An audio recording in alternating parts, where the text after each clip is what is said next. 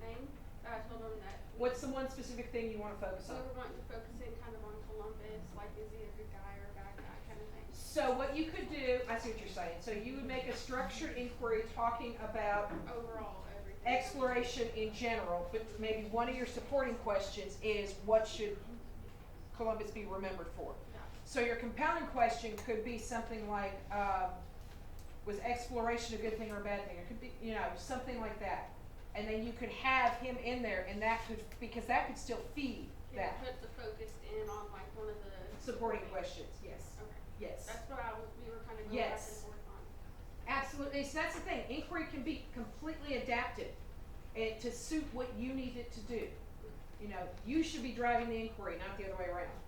Embedded action inquiry. This allows them to take action. That taking informed action piece, and we're going to talk about that this afternoon, really focuses on, let me see, okay, we got plenty of time. Focuses on what are they going to do with this now that they've learned this. Okay, 5 to 10 days of instruction. The thing with this one is teachers and students create this inquiry.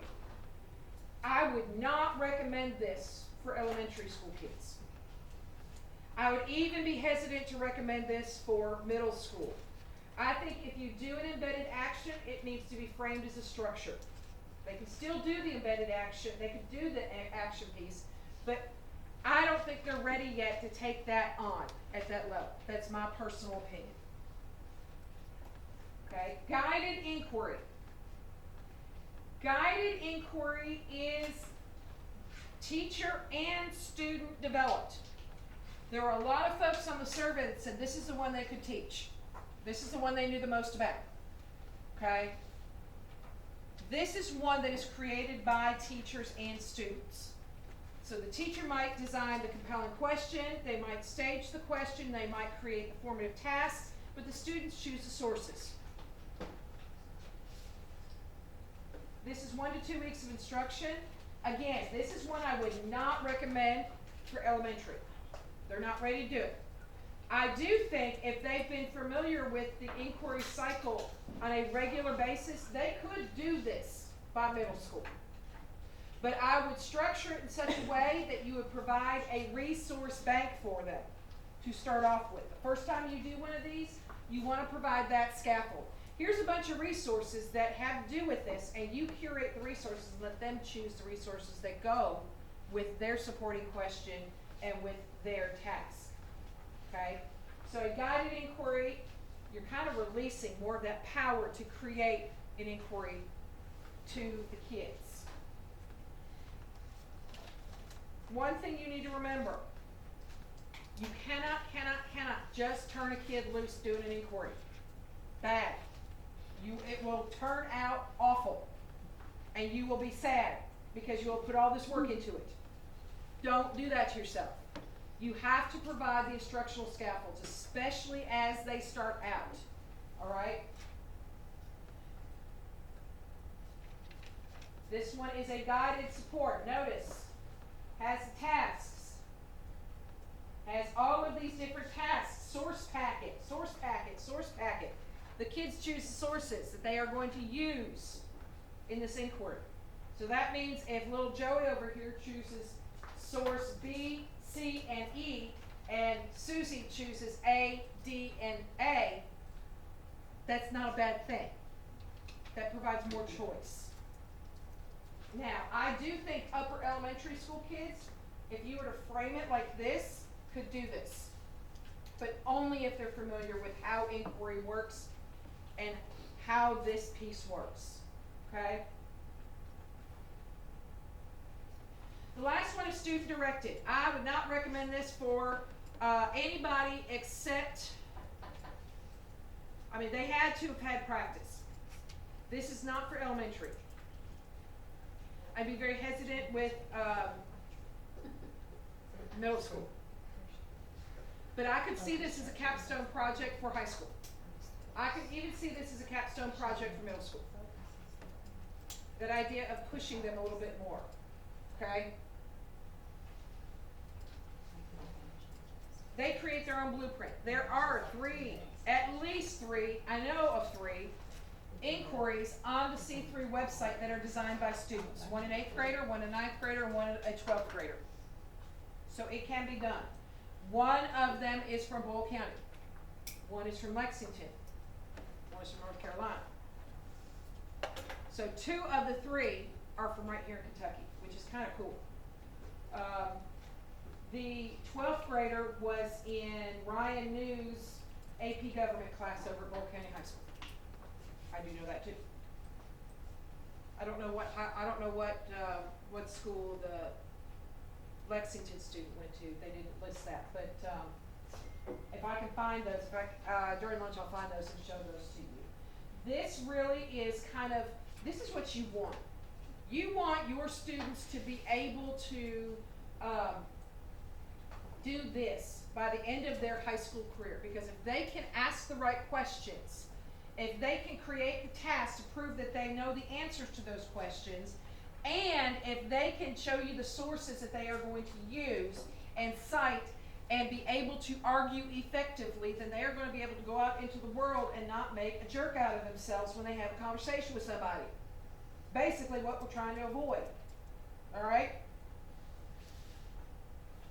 This is a student IDM. This is a student who created this one. Now let's take a look at this for a second. I want you to see if you can tell me which of the 3 grade levels this one was.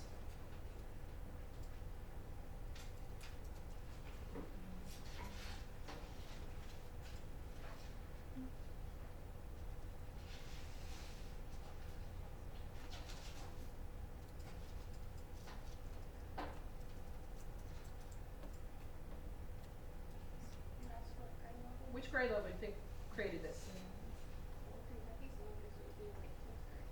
Okay. Of my 3 that I told you, 8th grade, 9th grade, 12th grade, which one do you think it is?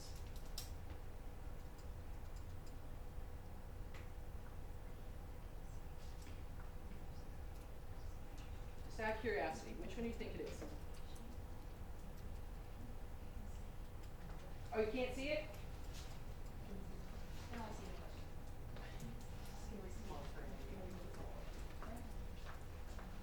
Supporting question: what difference existed in U.S. mass production and home front effort compared to the rest of the world?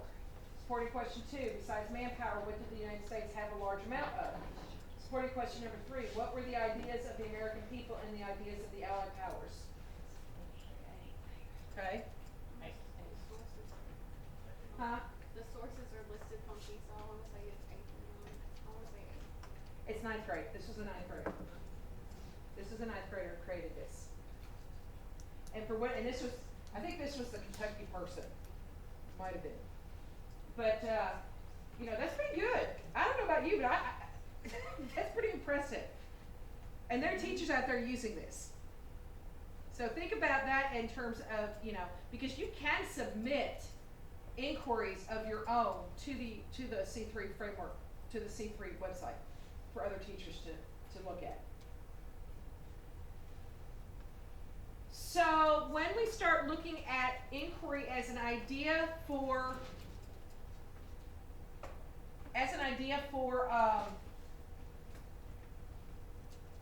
a curriculum, what do we mean by that?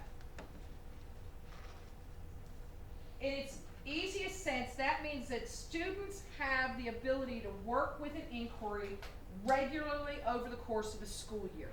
That means that as educators and as designers of curriculum, we need to provide them that space and those opportunities to do that, okay? So this chapter on looping is straight from the Blueprinting book. It's her newest book. It's really good. But she provided that to us in that training that Amanda and I went to. That chapter is on the website. The entire chapter is on the Google site for you to read about looping and what it can do for you. Okay? So looping basically means that you're going to provide them with this opportunity. Now, one way to do looping is to provide perspectives. And what do you notice about all of these people on this continuum?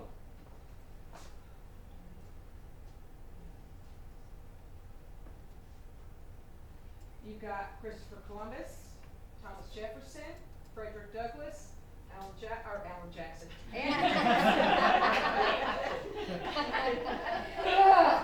That's awesome. Elizabeth Cady Stanton, John Brown. That's who that is, John Brown. What's something you can tell me about these people? Something all these people have in common. Kids would probably say they're old. Okay, kids would say they're old. They're dead. They did. They did. They've been dead for a while. I look at these people and think of them all as controversial. There's always a good side and a bad side. Yes. They're rule breakers, aren't they? I mean, you could frame this in a number of ways. So when you look at something like this, you could have a focused inquiry throughout the year that they're hearing the same question.